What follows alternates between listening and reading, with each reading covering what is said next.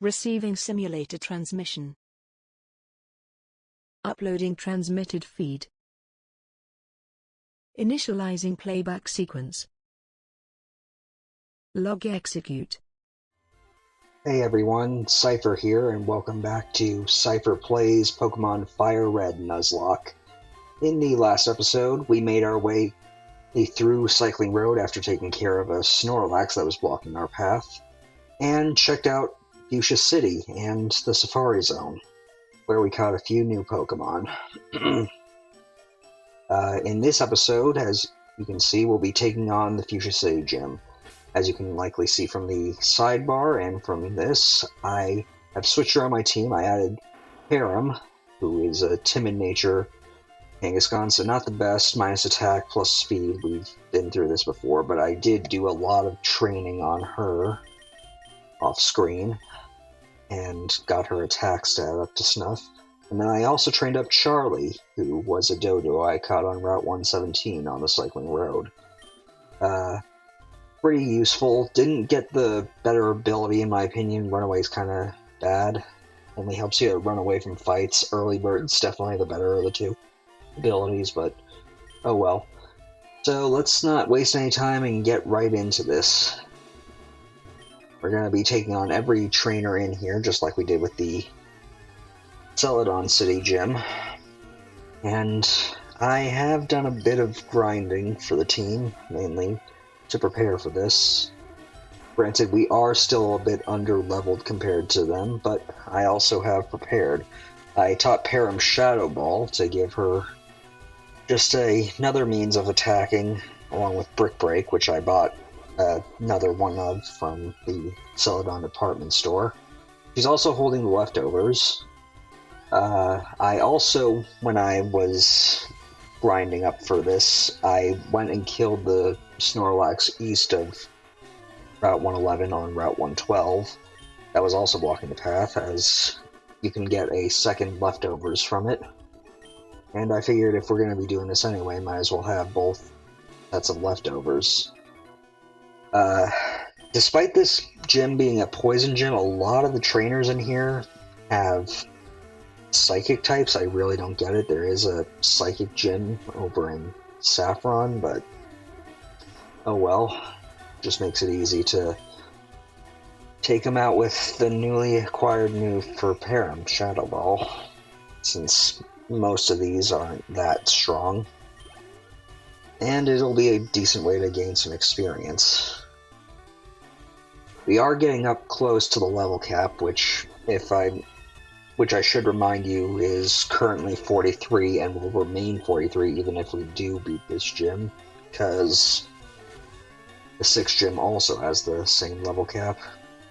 Not sure why, but I guess it was mainly to allow you to face these gyms in any order that you wished. Let's swap out.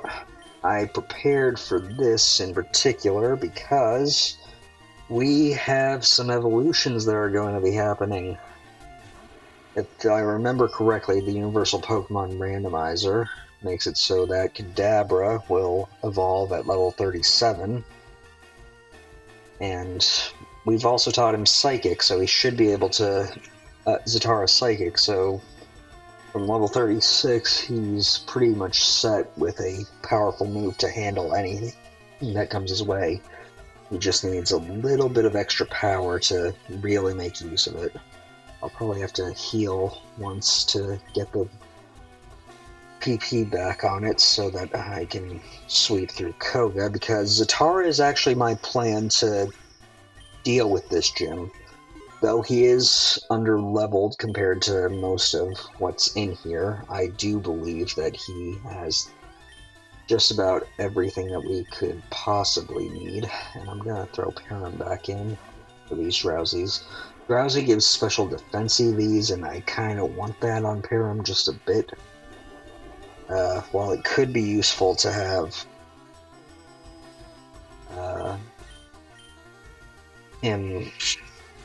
Zatara gain some of it, I think I'm going to focus on the special attack EVs and speed EVs, because that's really his bread and butter, moving fast and attacking hard.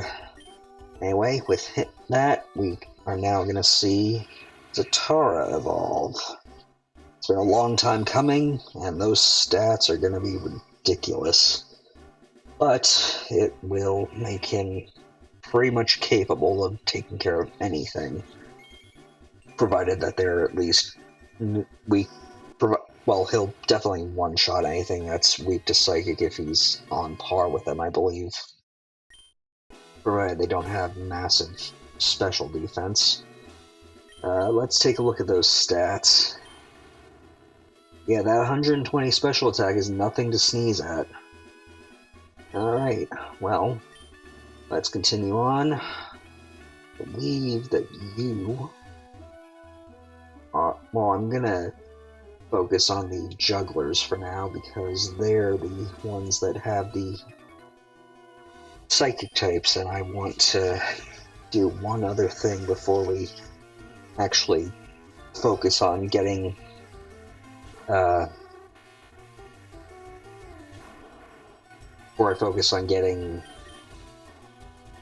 Zatara's level up for the gym as high as I can get it, because his moves are going to be pretty much all we need. Now let's just throw in another... Let's just throw out another Shadow Ball. Should do it. I did keep Fake Out on Param. That was in her starting moveset, and it's actually a pretty good move. Only works the first turn that the Pokemon is sent out, but it will go first every time and will cause an immediate flinch from the opponent, so it's a good opening move. But that's not what we're going to focus on for right now. There are some pretty high-level Pokemon here. Hopefully things go alright. Let's get a antidote on Param. And you know what? I have a few of these left over. They're not super useful anymore, so healing these little wounds is fine. Let's see.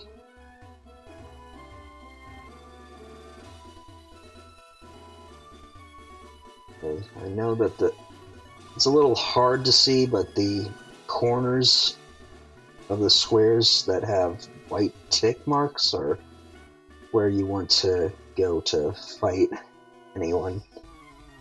Let's see here. I'm pretty sure this guy has a Kadabra on his team. Not, I'll just throw in Maverick anyway, because he's also almost about to evolve. I basically gotten prepared so that I could do this right away in case he needs to come in later, and lucky for me, I was right. Now at this point I have taught him Surf, so it's replaced Water Pulse, a much stronger move. While Bite would be super effective, I generally believe that if you have at least a move with 50% more power than the super effective move that is your same type, and would get the same type attack bonus, you should go with it, so I'm going to use Surf here. And he was a fool just using Recover. Okay, well, let's try Bite this time. And he's wasting time with Future Sight, he's not going to be around long enough to make use of it. Okay, good. With that taken care of, we can now go ahead and do one thing. Because I did get the experience share last time, I'm going to throw that on Zatara, because I think that'll give a slight boost to his experience gain. I'm not sure if that's true though, so take my words with a grain of salt on that. But with that, we can focus on him for the remainder of the gym trainers and then heal up before taking on Koga. So, perhaps...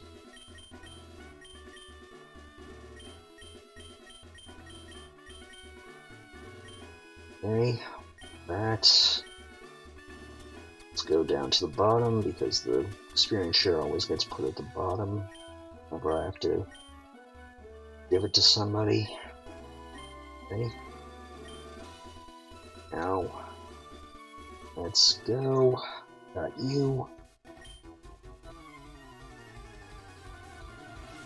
Let's see here. Making pretty good time for what I intended. Not going to be the best EVs for Zatara, but beggars can't be choosers at this point.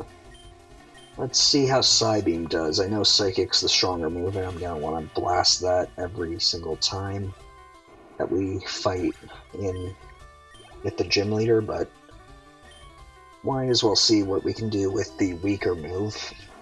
I did replace Reflect with Psychic, but I have a TM that I can always teach Zatara to get that back, which I honestly think will be the better move in the end. But for now, we can just focus on Psybeam for these grunts, because I don't see them doing much to Zatara. But let's... You know what, I'm just going to use Psychic on the Sand Slash. There's no weakness to exploit there other than poor special defense, so might as well hit as hard as I can just to make sure that it goes down and get us a few more levels, because you never know how much one level difference could make. I mean, I've seen plenty of Nuzlockes survive purely because they got lucky with either a slight HP boost from one rare candy, or even as something as minuscule as having just the right amount of HP from an HP up boosting them. Now I know that we can technically go fight Koga now, but I think I'll do a little bit out of order just to get a little more experience before we actually take him on, because we have one thing that I left off at the end of episode 12, and now that we're up to level 38 with Zatara, I think that he's ready to be able to just nuke down the leader of the fighting dojo back in Saffron, and that should give him the experience boost that he needs just to handle anything that Koga can dish out. So let's get out of here.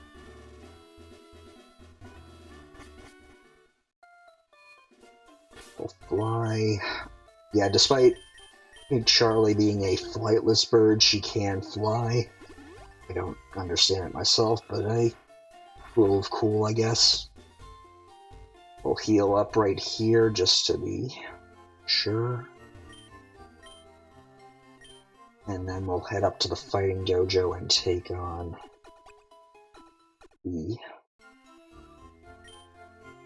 fighting dojo's champion, or leader, whatever you want to call him. Okay, let's go. Actually, no, got my bike. Always forgetting that I have that. Okay, let's go. Karate Master and the leader. Okay. Well, you're not really a threat to me. I know that you have fighting types, and I've got just the Pokemon to take you on. We're one level ahead, but I've got Psychic, and you're weak to Psychic, so here's hoping it goes down easy, because I know Hitmonlee has a lot of special defense, but I guess not too much. Alright, Hitmonchan's next. More physically defensive, so shouldn't be a problem. And from doing this, we have actually completed a certain side quest from going into here, because now, if you notice, there were 2 Pokeballs at the back of this place. Okay. Indeed I have lost, but I beseech you, do not take our emblem as your trophy. In return, I will give you a prized fighting Pokemon. Choose whichever one you like. Yep, we get to choose between Hitmonlee and Hitmonchan. Now, normally, I would say choose Hitmonchan because of the elemental punches and generally better moveset. But this is Gen 3, and before the physical special split, all fire all the elemental punches that Hitmonchan gets are special based, and Hitmonchan has poor special attack. So I'm gonna choose Hitmonlee, who I personally like a bit more. So I think I'll go with a certain name from an anime, and not the one that most would expect for a Pokemon based on kicking. Actually, forget it. I'm gonna actually change my mind. Going with a different anime reference, though not one that I personally like all that much. Anyway, with Basil in the back, we can now fly back to Fuschia City and take on Koga. The time that we have remaining. Probably going to be a bit of a shorter episode than most.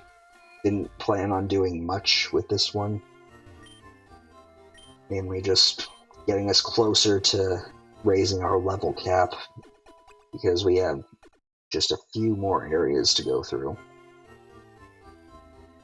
Alright, with that with our moves restored, I can take the experience share off of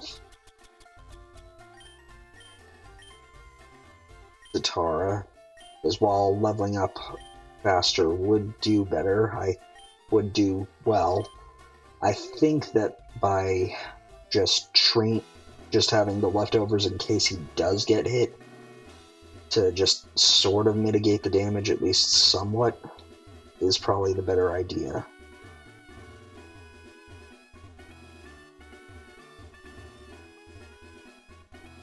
Okay. And here we go. No turning back now. Fwahaha! A mere child like you dares to challenge me? The very idea makes me shiver with mirth. Very well, I shall show you the true terror as a ninja master. Poison brings steady doom, sleep renders foes helpless. Despair to the creeping horror of poison-type Pokémon. Okay, Koga.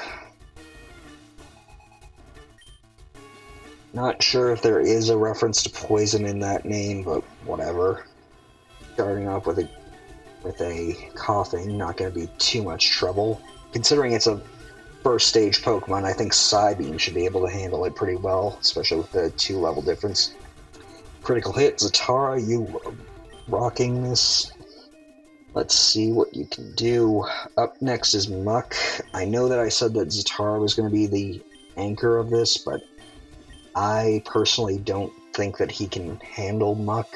It's probably on par if I remember correctly, and it's got a lot of special defense, so I want to use Param because she can handle special defense and can really lay on the hurt with strength, and has Fake Out for some easy chip damage. Okay, that's getting a bit annoying, but nothing we can't handle. And crit. Thank you, Param. The new captures are working like a charm. And level 37. Great, Param.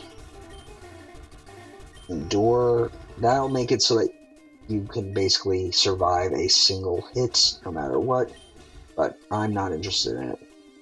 Okay, another coughing. Let's bring back out Zatara, because he should be able to handle this. Should be about the same level as the first one, I think. Yep, exact same level. And with that, we can just use Psybeam. And we have that down, which leaves his last Pokemon, a level 43 Weezing.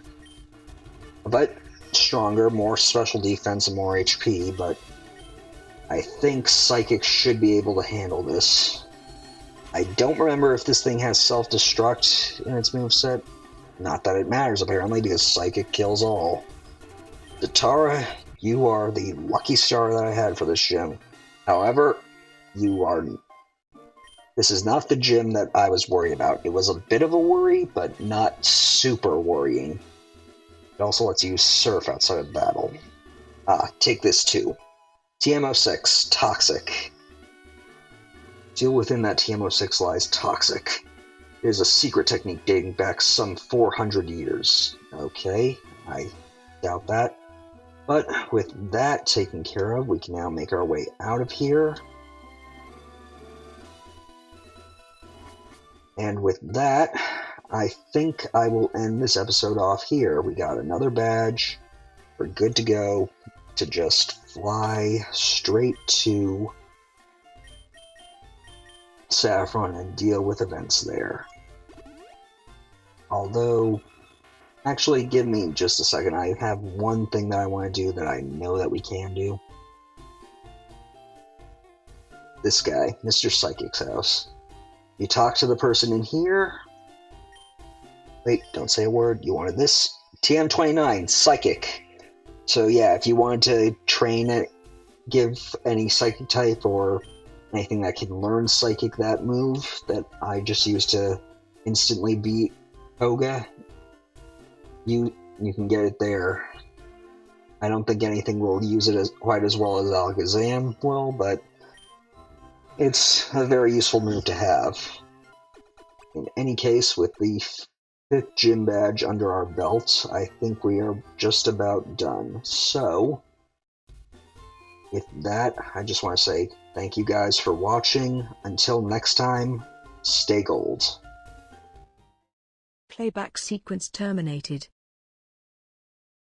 Transmission disconnected.